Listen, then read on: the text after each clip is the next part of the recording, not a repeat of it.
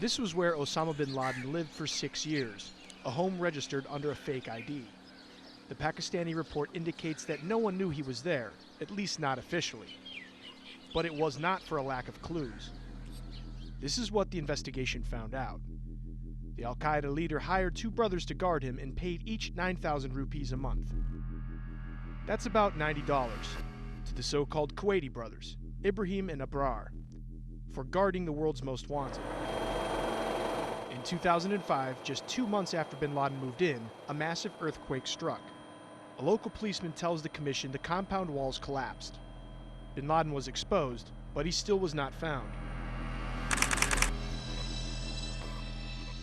He lived with his 2 youngest wives for years.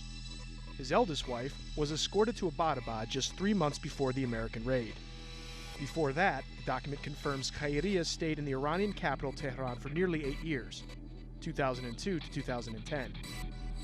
The report also contains evidence of previously unknown preparations made for the raid by the CIA. Nearby poplar trees were cut down. The Army's top lawyer suspects it was to facilitate the approach of the U.S. helicopters. A man called Saeed Iqbal went on a nearby roof and took photographs. Iqbal was a former ISI officer with his own security firm. Pakistan's spy chief tells the commission his profile matched that of a CIA recruit. And since the raid, Iqbal tried to sell his property, and the report notes that he fled the country. The night of the raid takes on a new narrative, as told by Pakistani witnesses and bin Laden's wives. First, 4 to 5 vehicles are seen leaving the U.S. Embassy towards Abbottabad. The Army suggests they may have been CIA agents to assist the helicopters. U.S. choppers take off from Jalalabad Air Base in Afghanistan after 2,300 hours. They fly low and fast over the border, entering Pakistani airspace around 20 minutes later. Pakistani radars do not detect them.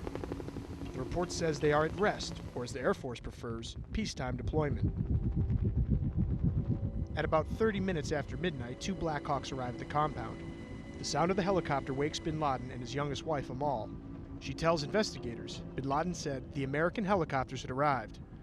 She went to turn on the light, but the sheikh says no. It's no use anyways. The electricity cuts out across the area. At the same time, one of the American choppers crashes nearby. Locals hear it.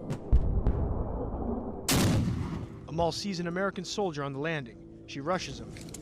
But he screamed, "No, no," and shot her in the knee. In the report, the eldest wife says one of the soldiers seemed as frightened as her. He looked as if he'd seen a witch. At 1:06 a.m., U.S. forces blow up the downed helicopter and leave. The document details how the Air Force only learns of the raid on television. At 2:07 a.m., the Army chief orders jets to shoot down the intruding helicopters. It takes them up to 16 minutes to reach the area. And it's too late anyway. The Americans have already gone, taking bin Laden's body with them.